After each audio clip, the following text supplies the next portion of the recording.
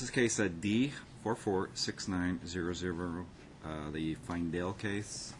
Counsel appearance for the record. Morning, Your Honor. Kurt Harris on behalf of plaintiff Tim Feindel, bar number 5354, and I'm appearing in an unbundled capacity here today. All right. Defendant's here representing herself, correct? All right. You can have a seat. This court is quite familiar with this case, in that I think I've had it since the onset. I have had 1, 2, 3, 4, 5, 6, 7, 8. Looks like 10 hearings, and 2 of those were day-long trials. So I'm very familiar with the facts and circumstances of the case. The defendant has filed a motion to modify custody visitation. Brought up some problems with our family wizard. Let's start with, and I've reviewed the motion. There was an opposition filed, and then there was a reply filed by the defendant. Did you get the reply, Mr. Harris? Yes, Your Honor, I did. I guess let me ask a question in that there was a statement in the opposition that mom should work with Margaret Pickering regarding co-parenting. There was never a parent coordinating order. It was the UNLV class, is that correct? Yes, Your Honor. Have you both completed that course? Yes? I think it was more of a suggestion on my part. I have no problem if you're requesting that I send her to do parent coordinating, because she's on the list to do that. And that might possibly be the next step. Let's start with, this is a joint physical custody arrangement by stipulation, and the parties additionally agreed in the decree that, and it's a clause that I would enforce, that any modification to the custody would be under an Ellis standard. Correct, Mr. Harris? Yes, Your Honor. I'm sorry, can you repeat that? Any modification to custody and visitation would be under the Ellis case, Ellis versus Carucci. That was in the decree when you were represented. Do you understand that? That's a difficult burden to meet. Okay. Okay? So what it comes down to, I'll be candid with you, just because you'd like to change the days, that's not going to qualify. Okay. Okay? I'll ask, Mr. Harris, she attached a very detailed how she would like, I interpret the proposed arrangement still as joint physical custody that she attached to her motion, and I'm assuming your client he wants to keep it as is? Well, Your Honor, I mean, what happened with that change essentially had my client losing some days, was really how it kind of worked out. My client has indicated to me, though, he'd like to stay the same, which is what they mediated, or he is willing to do a 5225, a 4334. He is willing to do whatever it takes to stop the filing, if as long as the time is equal. Well, what I'm not going to do is mediate a plan. If you would like a referral to mediation, if they reach an agreement, they do, and if they don't, then they don't. Otherwise, we'll keep it as is. That we would move that and just stay the same. I just need you to go and try. Does that make sense? In fact, I thought that was one of my orders that they were supposed to, or did they? I'm sorry. I think they already did. Yeah, they did mediate, and this is their mediated agreement. Well, I'm saying, didn't you recently try mediation? Yes. Yeah, that's what I thought. I thought there was a letter. So so there's no point. Understood. I mean, if they can't reach an agreement, they can't reach an agreement. If your client wants to keep it the same, it's going to stay the same. Specifically, the child, they were to keep it that way, and then they were to remediate 6 months before the child enters kindergarten. But given the child's age, that's not even close yet. So. May I say something? Okay. I don't actually have a problem with going towards a 5225 or something of that nature. That didn't actually happen in mediation. Listen, If you don't, there's no undue pressure. If you want to, even today, I don't know if Mr. Harris have other hearings, you want to go to an ancillary room, try to work out an agreement, come back and put it on the record. But bottom line is, if you can't, if Mr. Feindel wants to keep it as is, and I'll go ahead and find that under a Rooney standard, because you've implored the Ellis versus Carucci standard, you're not going to meet it. I can't find adequate cause to modify it. It's basically I would like to change it. All right, maybe he would like to change it too, but you're not going to meet the legal basis for me to even consider modifying it. Okay, and I'll be candid with you. Even if it were even if it had been left under the straight best interest standard, because you guys agreed to joint physical custody under 125-490 subsection, I believe 1, it's an elevated standard. So I guess what I'm saying is, even if you had a normal agreement, I don't think I would change it based on the fact you simply want to change it. But due to the fact you've incorporated a high standard, there's absolutely no way you're going to meet that standard. As far as I understand it, just so to clarify, I'm not actually asking for a change in custody. I understand that. I understand. It's not just because I want to. It's in our child's best interest. If he likes it as is, I mean, let's say just the converse. Let's say you liked it as is, and he was coming in and says, you know what, I think I want to change from this particular facts and circumstances. I'd be denying it to him just as well. Thank you.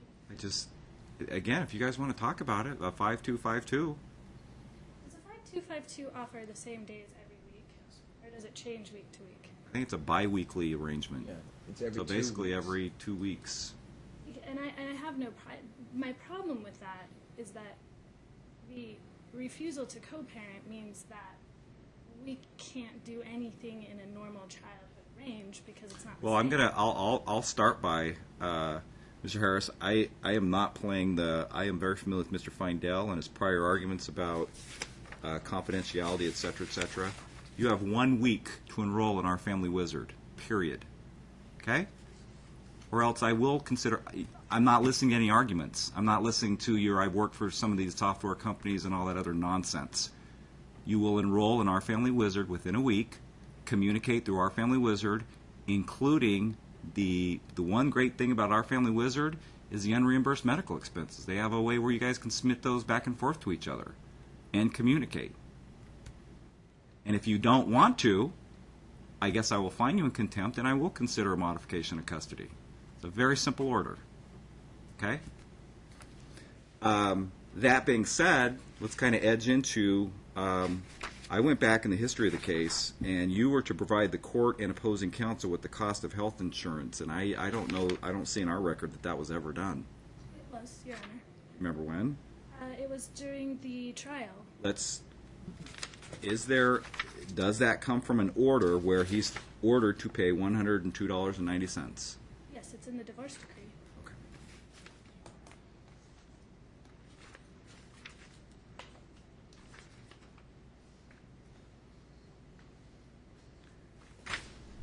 I'm going to be candid, your client's response to that, Mr. Harris. I realize he has new insurance.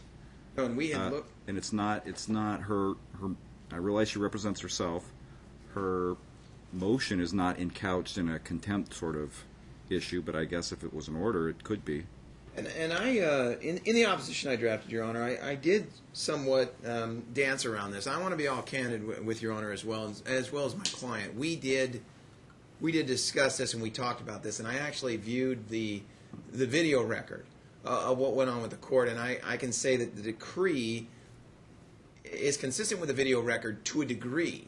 And what had happened at the time of the divorce was Your Honor said, what is the situation? What is it?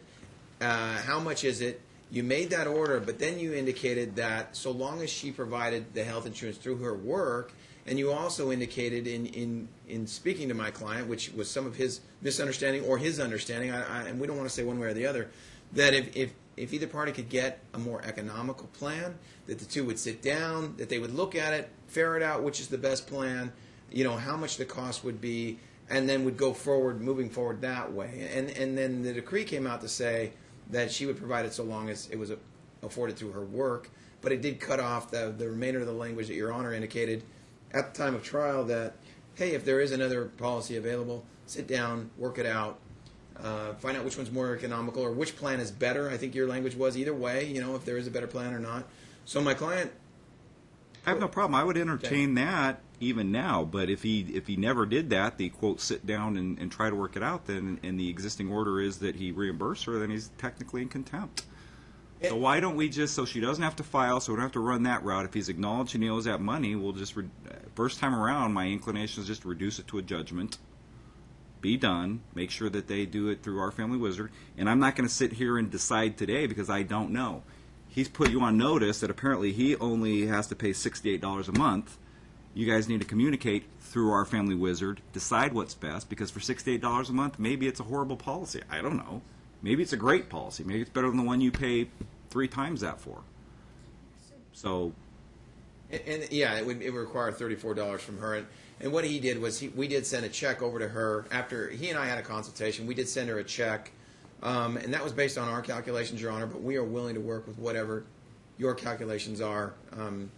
Tim wants to conform with that, and based on our conversations together, he wants to make this one right and make sure that he's in good stead with the court. It was just maybe a misunderstanding, and then the decree didn't fully said what Your Honor indicated, and I've heard you say that before in other trials, and so it was very consistent with that. So when you filed your motion in September, it was 14 months, correct? Is October 15 months? Okay, so let me do my 102. Is it true we sent you a check for $270? Yes, that is correct. 102.90.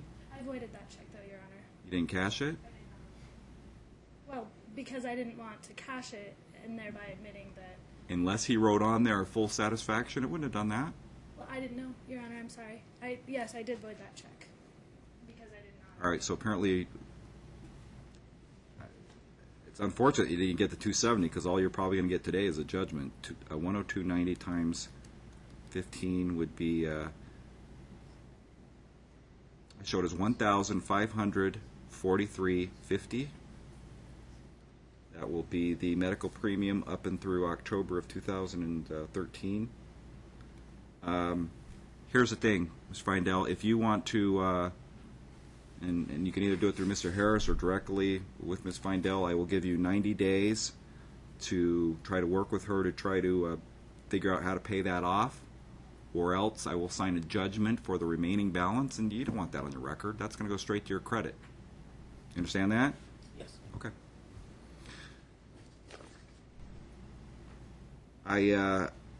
I'm hoping that our family wizard is at least, and they've already done the normal cooperative parenting course. I realize things aren't going as great as they should be, so I'm not going to just jump in order that Margaret Picker do the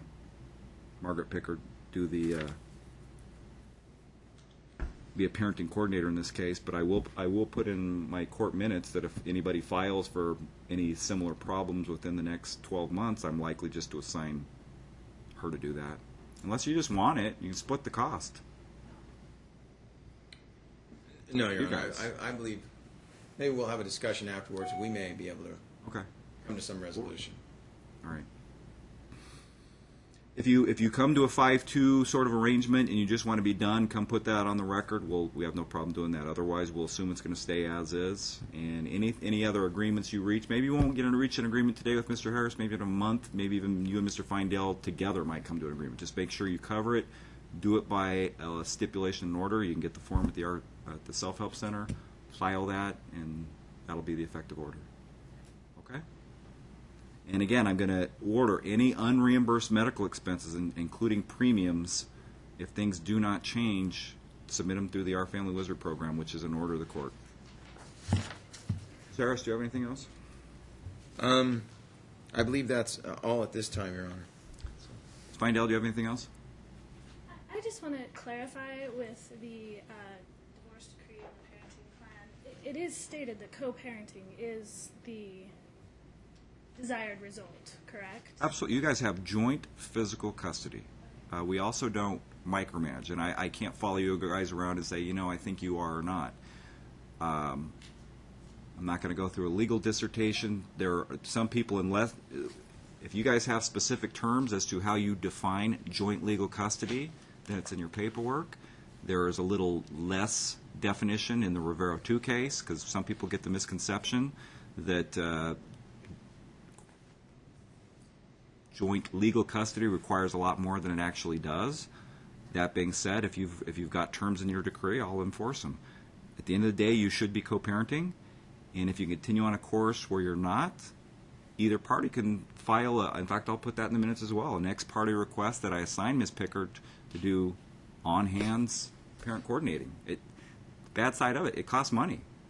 I think, I don't know what her hourly rate is, but it's split between the two of you, so basically the more problems you have, the more money it's going to cost. But whatever's in the best interest of your daughter, if things get better, cost a little money, it might be better. Okay? Thank you. Thank you, Your Honor. Ms. Harris, have a good day. Thank you.